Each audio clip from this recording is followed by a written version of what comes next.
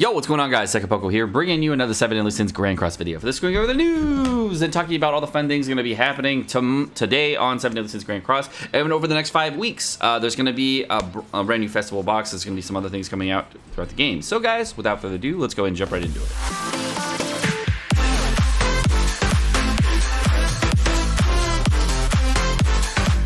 In today's news, we're going to be talking about the half anniversary celebration secret box, which I'm going to put on the primary screen so I can actually see better. All right. And we'll be giving out secret boxes for different stuff. This sounds really cool. Thanks, Netmarble. I appreciate secret boxes. I like secret boxes. All right. You're going to enter the secret code, open the boxes, see what they have inside. So for the first week, the code is going to be Festival. It's going to be half year anniversary eve. That's going to be given out right after the maintenance. It says 8:24 at 12 a.m., which is basically going to be 8:25 at 1 a.m. I don't know why they said 12 a.m. here, because do we get this already? Is this in our box? I don't know. Is it in our box? Maybe. I'll go check. Anyways, the code of the box is Festival. Festival is the code for the box. All right.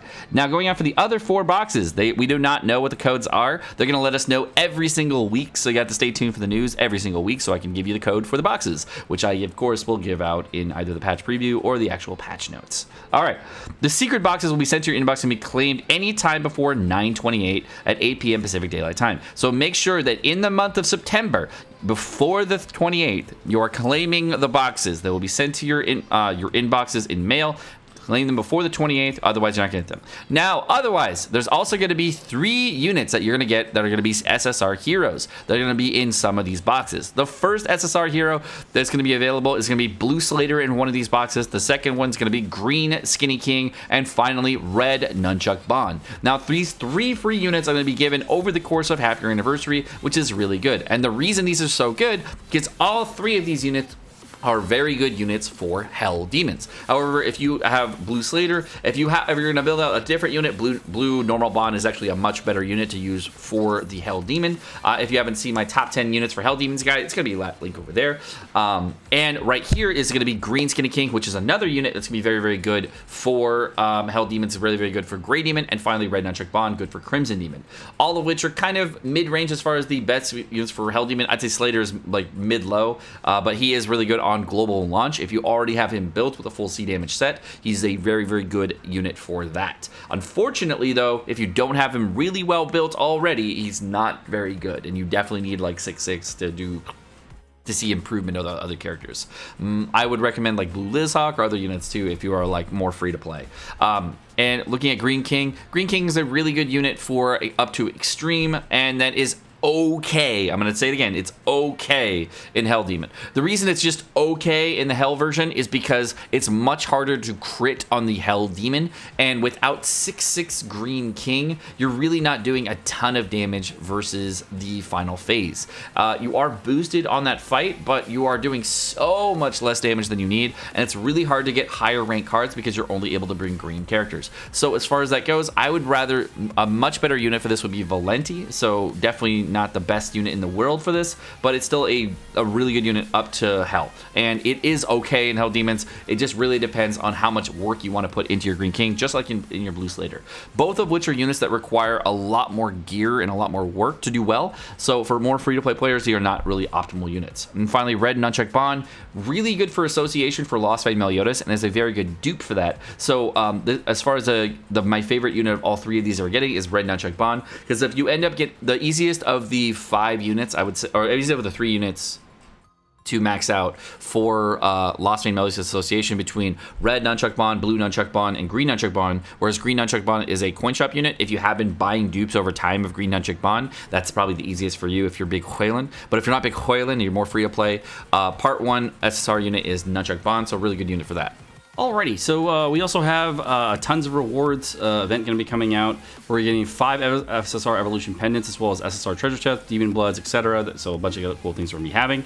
A lot of free tier compensation rewards from just doing this nice little growth event. So we're getting lots of 5 SSR Pendants out of the growth event, so that's really, really nice to get.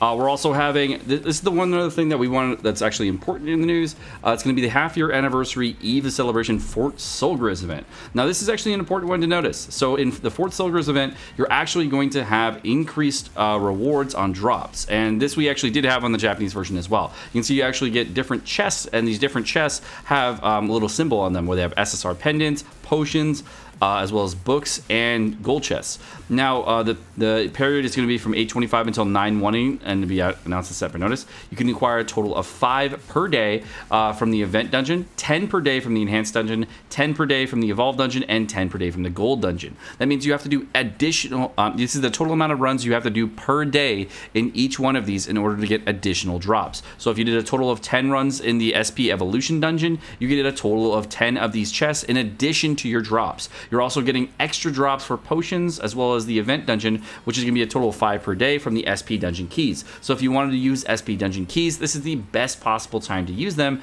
because SP dungeon keys would allow you to get these SP dungeon chests, giving you extra rewards. So if you do want to spend your friendship coins on them per day, that would actually get you the most possible rewards. So free-to-play players, you should be definitely thinking about doing this. As far as gold dungeon goes, you get extra gold rewards from doing this, so it's always valuable to do for extra gold. This is free gold on top of the additional rewards you'll be getting. And see how we have half stamina SP dungeon coming this week. It'd be a really nice thing, of course, to do on the weekend, but sorry, not this week, but next week, where we will have.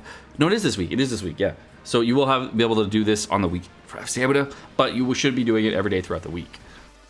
For August events, of course, we have half stamina coming out this week. So if you are going to be farming boss stages, it's half stamina boss stages this week all the way till Wednesday. Of course, Thursday, Friday is going to be the free stages for equipment as well as food farming. And finally, SP dungeon on the weekend for your farming for what we just mentioned, as well as getting your book farming in so you get lots of gold. There's also some story events that are going to be added as well, so you can get a lot of everything. And of course, the Diamond Bogo has reset. And there's going to be Stamina Bogo. Stamina Bogo is really only good for players that are starting out. It should be not used by anybody who is at max rank or near max rank, because what it does is give you 100 stamina for 1 diamond. And if you are going to be, if you were close to max rank, 1 diamond versus 1 AP pot is very, very different in value. So if you're lower ranks, that's much more valuable because you get a lot more bang for your buck out of it. But if you're higher ranks, definitely not. As far as new bundles, there's going to be a new bundle that's going to be out. They've added a 240 diamond bundle that you can get for most likely $80 US, which is the best buy for the giant bulk of diamonds. They also added the Arthur ticket bundle, which is probably going to be $24. Both of these bundles are very, very pay-to-win bundles. Don't buy this Arthur bundle, by the way, unless you are really planning on going for a 6/6 Arthur on this banner, which I personally would say stay away from unless you are the Hoyland and you want to get this done right away. Looks likely almost every single player in the game, including most people who are big Hoyland, should really just save all the way until Lost Vein Meliodas, because then you will have the most amount of bang for your buck going forward. If you have already pulled the Derriere banner, great. Just know that this blue Arthur is on a very large amount of banners going forward, so you do not need to pull him on this banner, and you're already getting a copy for free, so you don't need to go all in unless you're going for 6/6 right away. Alright guys, my name is Sekapoko. Thank you so much for watching. Hope you guys enjoyed this video. If you guys did enjoy the video, of course, like, subscribe, all the fun stuff. You guys have a great rest of your day. Peace.